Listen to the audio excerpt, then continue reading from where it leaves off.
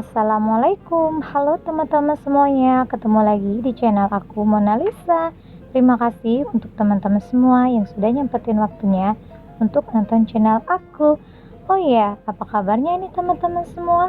Semoga kita selalu sehat, murah rezeki, hidup penuh barokah, dan segala urusan dipermudah serta diperlancar. Amin. Alhamdulillah, hari ini aku mau share lagi kegiatan aku, mulai dari mempersiapkan menu lebaran, sholat id, dan silaturahmi di keluarga besar. Diawali sekitar jam setengah 5 subuh, suasananya masih sepi dan sebagian juga ada yang belum bangun. Kali ini aku mau memindahkan makanan salah satu khas Palembang, yaitu sambal buncis wortel, di mana di video aku sebelumnya di sana sudah aku persiapkan dan ini adalah hasilnya. Di video aku selanjutnya aku akan nge-share bagaimana cara aku membuat sambal goreng buncis wortel ini. Untuk cara masaknya sangat simpel dan gampang banget. Menu kedua, aku ingin memindahkan rendang bebek yang sudah dimasak ibu aku kemarin. Masya Allah ya teman-teman, rendang bebek ini menurut aku enak banget. Selanjutnya, menu khusus anak-anak atau cucu-cucu yaitu opor ayam. Sengaja dibuat karena cucu-cucu masih kecil semua,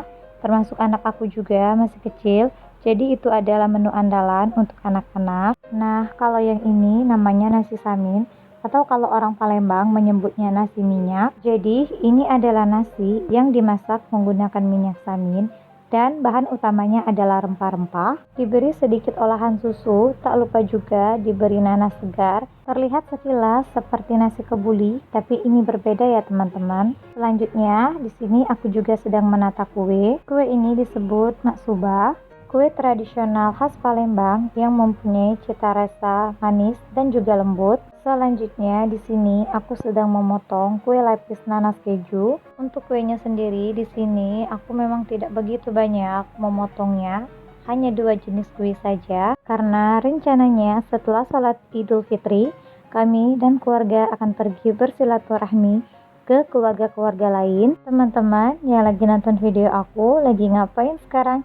Gimana dengan Idul Fitrinya? Semoga menyenangkan ya. Setelah mempersiapkan makanan yang akan dimakan sebelum melakukan sholat Idul Fitri, alhamdulillah aku dan juga anak-anak langsung pergi ke masjid karena ingin melaksanakan sholat Idul Fitri. Oh ya, teman-teman tahu nggak sih, ada beberapa amalan sunnah yang dianjurkan untuk umat muslim sebelum melaksanakan sholat Idul Fitri. Salah satunya adalah makan sebelum melaksanakan sholat Idul Fitri. Berbeda dengan sholat Idul Adha ya teman-teman.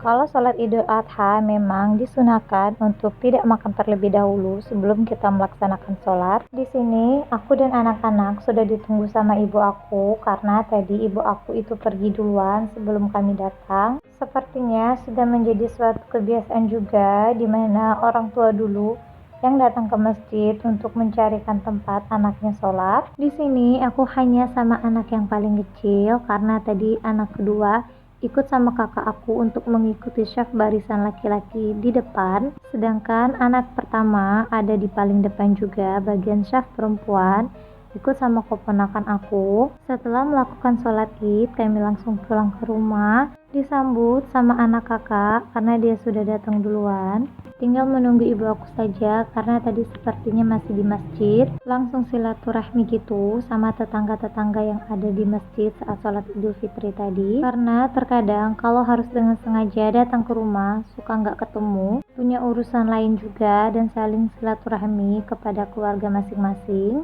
Mumpung ketemu di masjid tadi, jadi langsung aja untuk saling maaf-maafan. Dan ini ibu aku sudah pulang.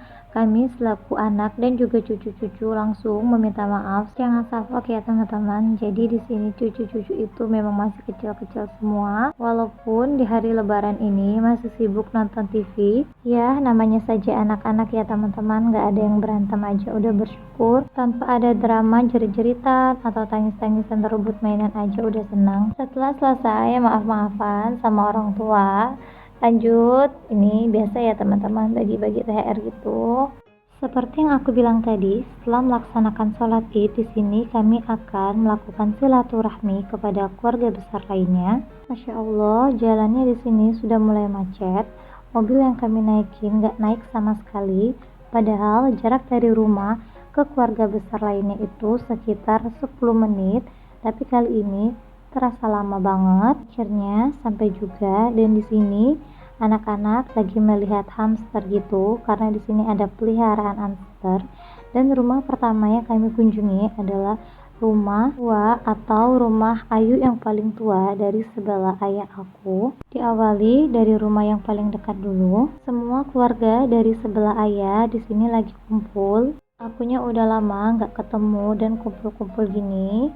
Silaturahmi sangat dianjurkan dalam Islam karena salah satu amalan untuk memperlancar rezeki. Katakan dalam salah satu riwayat Anas bin Malik, Rasulullah bersabda, barang siapa yang senang diluaskan rezekinya dan dipanjangkan umurnya, hendaklah dia menghubungkan tali kerabat. Alangkah baiknya juga jika silaturahmi tidak hanya dilakukan di saat hari raya Idul Fitri saja, tetapi di hari-hari lainnya juga. Tapi nggak tahu kenapa saat silaturahmi di momen lebaran itu rasanya lebih pas dan lebih rame aja, karena di sana semuanya kumpul, mulai dari anak, cucu, saudara, dan juga kerabat dekat dan jauh.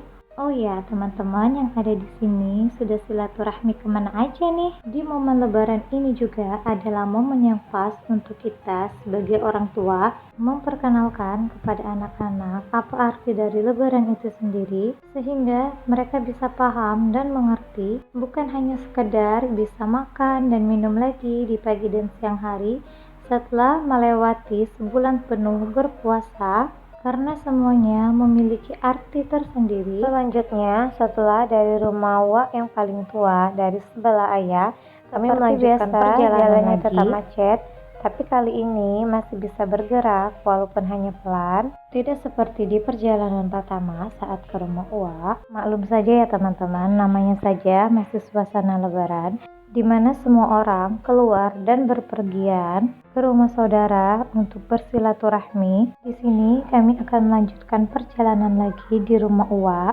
tapi kali ini dari sebelah ibu. Untuk perjalanannya sendiri lumayan memakan waktu juga karena membutuhkan waktu sekitar setengah jam dari rumah. Di rumah Uwa yang akan kami kunjungi ini berdekatan dengan rumah nenek. Jadi semuanya berkumpul di sana. Walaupun nenek nggak ada, tapi tetap rumah itu dijadikan tempat berkumpul di mana semua anak nenek, keponakan, dan juga cucu-cucu datangan, dan juga mungkin untuk mengingat masa-masa kecil, karena biasanya cucu-cucu itu lebih banyak menghabiskan waktu dari sebelah ibu, termasuk aku juga ya teman-teman. Dulu aku juga lebih sering main ke rumah nenek. Kebetulan juga nenek dari sebelah ayah lebih duluan dipanggil. Jadi biasanya setiap libur sekolah aku itu selalu tidur di rumah nenek. Pokoknya kalau ke rumah nenek itu pasti selalu ingat masa-masa kecil di sana. Alhamdulillah akhirnya sampai juga kami di rumah nenek. Ya beginilah ya teman-teman suasana di rumah nenek, namanya saja rumah tua. Tapi alhamdulillah masih bisa dihuni dan masih bisa dipakai untuk acara kumpul keluarga. Sepertinya sudah pada kumpul semua di sini. Seperti biasa ya teman-teman, sudah menjadi tradisi juga di setiap momen lebaran. Biasanya cucu nenek yang sudah bekerja dan juga menikah biasanya setiap tahun bagi-bagi THR gitu sama keponakan-keponakan yang masih kecil. Oh iya, teman-teman tahu nggak sih, bagi-bagi THR saat lebaran itu juga merupakan salah satu bentuk dari sedekah dan juga berinfak. Secara tidak langsung juga itu artinya kita memberikan sedikit rezeki kita untuk dibagi-bagikan. Ini juga termasuk salah satu sunnah saat lebaran. Di dalam agama kita sendiri pun telah diajarkan bahwa hendaklah memulai bersedekah terhadap diri sendiri, kerabat dekat, dan orang-orang yang ada di sekitar kita. Gak terasa hari sudah lumayan sore, lalu kami memutuskan untuk melanjutkan perjalanan selanjutnya, yaitu adiknya ayah yang paling kecil atau paling bungsu. Masih satu rute juga, jadi sekalian kami ke sana. Dari kejauhan sudah terlihat awan mulai gelap, tanda hujan mau turun, dan benar ternyata di sini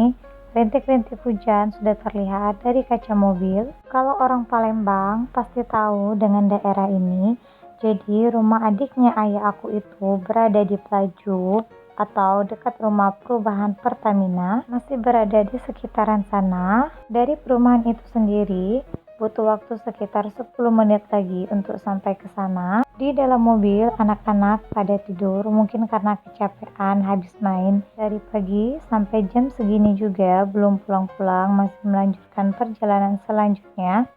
Alhamdulillah ini sudah sampai ke rumah adik dari sebelah ayah. Benar saja yang aku bilang tadi, ternyata di luar hujan. Udara di sini masih segar ditambah dengan cuaca hujan.